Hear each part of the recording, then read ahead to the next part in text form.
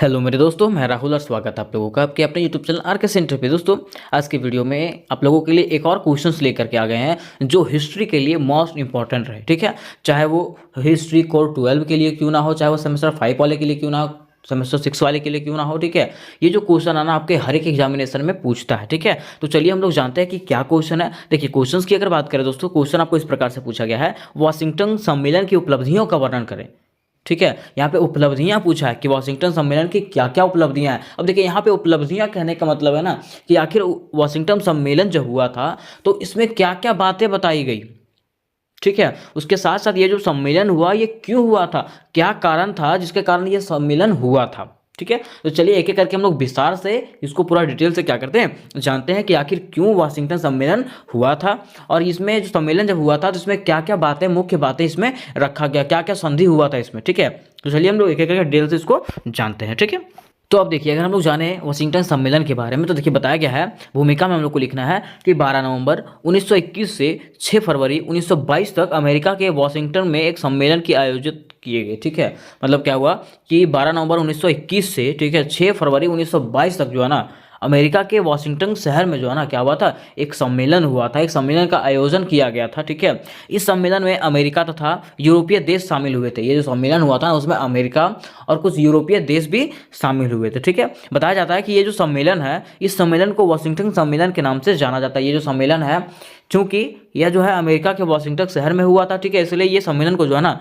Washington सम्मेलन के नाम से जाना जाता है। ठीक है, इस सम्मेलन में अमेरिका, ब्रिटेन, फ्रांस, चीन, जापान, इटली, पुर्तगाल, बेल्जियम एवं हॉलैंड ने भाग लिया था। अगर इस सम्मेलन की बात करें तो इसमें से बहुत सारे देशों ने भाग लिया था। जैसा कि आपको पहले बताया गया था, अमेरिका तथा यूरोपीय देश है ना, इसमें से भाग लिए थे, जबकि रूस जो है ना इस सम्मेलन में हिस्सा नहीं लिया था। कौन? रूस। रूस जो था ये सब चीज़ों से अलग था। ठीक है, तो इस प्रकार से आपको भूमिका लिख देना है। भूमिका में क्या है कि ये युद्ध कब स्टार्ट हुआ, मतलब ये जो सम्मेलन था वो कब स्टार्ट हुआ था। ठीक है, और ये किसके किसके बीच में हुआ था, कहाँ हुआ था, तो अमेरिका के वाशिंगटन शहर में हुआ था, इसलिए इसको वाशिंगटन सम्मेलन के नाम से जानते हैं। ठीक है, यहाँ तक देखिए हम लोगों ने इसके भूमिका को जान गए। ठीक है, कि क्या क्या भूमिका था। ठीक है, अब यहाँ पे उसके उपलब्धियों को जानेंगे कि आखिर वाशिंगटन सम्मेलन जो हुआ था उसमें से क्या क्या संधि हुआ था। ठीक है, इसमें से क्या क्या बातें बताई गई थी। तो देखिए बताया जाता है कि इस सम्मेलन में कुछ 6 संधियां की गई थी। ये सम्मेलन की अगर बात करें तो इसमें 6 संधियां किया गया था और 12 प्रस्ताव रखा गया था इसमें। ठीक है, 12 प्रस्ताव पास हुआ था जो इस प्रकार से है। अब 5-6 संधियां क्या क्या है, तो देखिए पहला संधि था आपका पंच शक्ति और 9 सैन्य शक्ति संधि। अब ये क्या है, तो देखिए बताया गया है कि यह संधि अमेरिका, जापान, फ्रांस, इटली और ब्रिटेन के बीच नौसैनिक शक्ति संतुलन को बनाए रखने के लिए किया गया था। ठीक है, यह जो संधि था वो क्यों किया गया था, ताकि नौ शक्ति जो है, नौ सैनिक शक्ति जो है, अमेरिका, जापान, फ्रांस, इटली और ब्रिटेन, इसके बीच में क्या रहे, शक्ति संतुलन बना रहे। ठीक है, उसके साथ साथ इस संधि में यह तय की गई थी कि अमेरिका 5, इंग्लैंड 5, इटली 5, जापान 3 तथा फ्रांस 1 युद्धपोत रखेगा। ठीक है, मतलब युद्ध लड़ने वाला जो पोत होता है ना उसको कितना रखेगा, 1-1 रखेगा। ठीक है, कौन कौन, फ्रांस 1 रखेगा, जापान 3 रखेगा, इटली 5 रखेगा, इंग्लैंड 5 रखेगा और अमेरिका 5 रखेगा। ये बताया गया था ये संधि में। ठीक है, और ये भी बताया गया था कि और अगले 10 सालों तक कोई भी देश जो है नए युद्धपोत का निर्माण नहीं करेगा। ठीक है, ये भी संधि में बताया गया था कि अगले 10 साल तक जो है ना कोई भी देश जो है क्या करेगा, युद्धपोत का निर्माण नहीं करेगा। ठीक है, यह संधि 1930 ईस्वी तक लागू रहेगा और इसके बाद कोई भी देश 20 वर्षों की नोटिस देकर के इस संधि से मुक्त हो सकता है। ठीक है, और बताया जाता है कि यह जो संधि जो था 1930 तक लागू रहेगा। कब तक? 1930 तक लागू रहेगा और इसके बाद कोई भी देश जो है ना क्या कर सकता है, 20 वर्ष की नोटिस देकर के इस संधि से मुक्त हो सकता है। ठीक है, ये संधि में बताया गया था, पंचशक्ति 9 शक्ति संधि में ये बताया गया था। ठीक है, फिर देखिए इसका दूसरा संधि जो हुआ था, प्रथम नवशक्ति मुक्त द्वार संधि। ठीक है, इसमें क्या बताया गया, तो इस संधि में बताया गया कि इस संधि के तहत सम्मेलन में उपस्थित देश ने स्वीकार किया कि वे सभी चीन की संप्रभुता और अखंडता का सम्मान करेंगे। मतलब इस संधि में जितने भी देश शामिल थे, जितने भी 9 देश शामिल थे, ठीक है, 9 शक्ति शामिल थे, उन लोगों को यह बताया गया कि सभी देश क्या करेंगे, चीन की संप्रभुता और अखंडता का सम्मान करेंगे। ठीक है, क्योंकि जापान यहाँ पे ज़्यादा आगे बढ़ रहा था और अमेरिका जो है ज़्यादा आगे बढ़ रहा था। ठीक है, अमेरिका चाह रहा था कि हम क्या करें, चीन में व्यापार करेंगे और जापान जो है सोच रहा था कि हम क्या करेंगे, चीन पे अपना अधिकार कर लेंगे, है ना। इसलिए बताया जाता है कि कोई भी देश जो है अपने स्वार्थ के लिए चीन पर प्रभाव कायम नहीं करेगा। ठीक है, कोई भी देश जो है ना, इस संधि में बताया गया कि कोई भी देश जो है अपने स्वार्थ के लिए चीन पर अपना प्रभाव कायम नहीं करेगा, मतलब चीन पर अधिकार नहीं करेगा। ठीक है, चीन में व्यापार करने का अधिकार सबको बराबर होगा। चीन में व्यापार करने का अधिकार जो है ना सबको बराबर होगा। ठीक है, जितना अधिकार अमेरिका को है उतना जापान को भी होगा, उतना रूस को भी होगा, सबको होगा। ठीक है, ये बताया गया था। फिर आगे देखिए, तृतीय संधि में बताया गया था उसका कि इस संधि के अनुसार चीन अपने देश में आयात होने वाली वस्तुओं के करों में वृद्धि करने का अधिकारी होगा। मतलब ये बताया गया था, तृतीय संधि में बताया गया कि चीन में जो आयात होने वाले वस्तुएं हैं, ठीक है, मतलब जो चीन में आयात होते हैं वस्तु, ठीक है, उसका कर जो है ना वो क्या चाइना जो है खुद से बढ़ा सकता है। ठीक है, फिर देखिए उसका चौथा संधि में बताया गया था कि यह संधि 13 दिसंबर 1921 ईस्वी को अमेरिका, इंग्लैंड, जापान और फ्रांस के मध्य हुई थी। यह जो संधि हुआ था वो कब हुआ था? 13 दिसंबर 1921 ईस्वी को अमेरिका, इंग्लैंड, जापान और फ्रांस के बीच हुआ था। ठीक है, इस संधि के अनुसार सभी ने स्वीकार कर लिया कि वे एक दूसरे के प्रभाव वाले क्षेत्र और टापुओं की सम्मान करेंगे। मतलब इस संधि में जो है ना वो लोग ये माना था कि एक दूसरे के प्रभाव वाले क्षेत्र, मतलब जैसे मान लीजिए अमेरिका का किसी टापू पे कब्जा है, ठीक है, तो दूसरे देश उस पर हमला नहीं करेंगे। ठीक है, उसका सम्मान करेंगे, और यदि किसी विवाद का समाधान ना हो पा रहा हो तो उसकी उनके किसी अधिकार के नुकसान की आशंका हो तो वे दूसरे को पत्र व्यवहार करेंगे। ठीक है, और देखिए बताया जाता है कि मान लीजिए अगर किसी किसी देश को किसी से ठेस पहुंचता है, किसी दूसरे देश से ठेस पहुंचता है, ठीक है, तो वो क्या करेगा, उसको पत्र लिख करके बता सकता है कि ऐसे ऐसे प्रॉब्लम है, तो वो लोग वहाँ पे क्या हो जाएगा, सॉल्व हो जाएगा। ठीक है,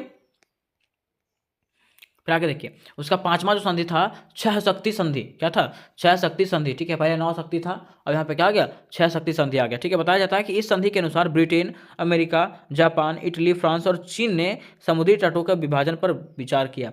ये जो संधि हुआ था इसमें क्या हुआ कि Britain, America, Japan, Italy, France और चीन जो है ना मिल करके क्या करता है, समुद्री तटों के विभाजन पर विचार करता है कि समुद्री तट किसका होगा, है ना, इस पर विचार विमर्श लोग करते हैं। ठीक है, उसके बाद उसका जो छठा संधि होता है अमेरिका जापान की संधि। क्या होता है? अमेरिका जापान की संधि। ठीक है, इसमें क्या होता है कि कैरोलाइन द्वीप समूह के पश्चिमी भाग पर 80 वर्ग मील पर 4 टापुओं का समूह है। ठीक है, कैरोलाइन द्वीप का समूह जो था उस पर 80 वर्ग मील पर क्या था, 4 टापुओं का समूह है, जिस पर पेरिस शांति सम्मेलन के बाद जापान का कब्जा हो गया। जिस पर क्या हुआ था, पेरिस शांति सम्मेलन के बाद जापान का कब्जा हो गया था, कि जापान चाह रहा था कि ये मेरा ही रहे। ठीक है, लेकिन वाशिंगटन सम्मेलन के बाद अमेरिका ने भी जापान के साथ संधि करके एक द्वीप पर अधिकार कर लिया। अब क्या हुआ कि वाशिंगटन जब सम्मेलन हुआ तो ये सम्मेलन के बाद क्या हुआ कि अमेरिका जो है जापान के एक टापू पे क्या कर लेता है, कब्जा कर लेता है। ठीक है, इसके बाद इस द्वीप समूह को स्वतंत्र प्रदेश की मान्यता मिल गई। ठीक है, इसके बाद क्या हुआ कि यहाँ जितना भी द्वीप समूह बच गया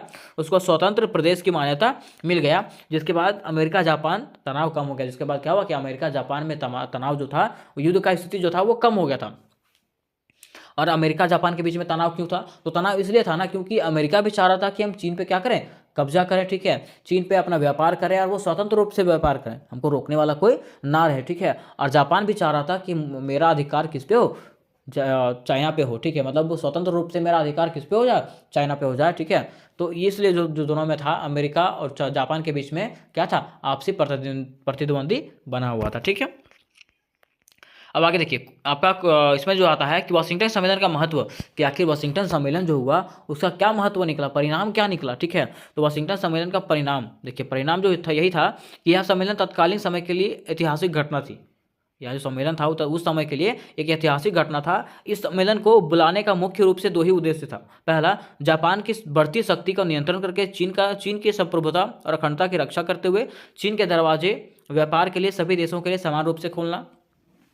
देखिए अगर ये सम्मेलन जब हुआ था, सम्मेलन का बुलाने का सबसे बड़ा कारण था, पहला कारण था कि जापान का शक्ति जो बढ़ रहा था, ठीक है, और वो चाह रहा था कि चीन पर हम अकेले कब्जा करें। ठीक है, और किसी को उस पर अधिकार ना करने दें। ठीक है, या उसके साथ साथ किसी को जो है ना चाइना में व्यापार नहीं करने दें। ठीक है, तो इसी कारण से ये सम्मेलन बुलाया गया था, ताकि चीन के संप्रभुता को, अखंडता को रक्षा किया जाए। ठीक है, और सबके लिए जो है ना चाइना पे जो है सबके लिए समान रूप से व्यापार का द्वार खोला जाए। ठीक है, उसका साथ साथ दूसरा रीजन जो था, दूसरा था कि जापान, अमेरिका और इंग्लैंड के नौसैनिक ताकत को बढ़ाते टकराव को खत्म करना। कि जापान और अमेरिका और इंग्लैंड के बीच में जो नौसैनिक ताकत बन रहा था ना, उसको क्या करना, जड़ सहित खत्म करना। ये सम्मेलन का क्या था, बुलाने का काम था। ठीक है, इस सम्मेलन ने सफलतापूर्वक दोनों उद्देश्यों पर सफलता प्राप्त की। ठीक है, ये जो सम्मेलन हुआ था, तो ये सम्मेलन में जो है ना, जो उद्देश्य रखा गया था, जो उद्देश्य ये सम्मेलन बुलाया गया था,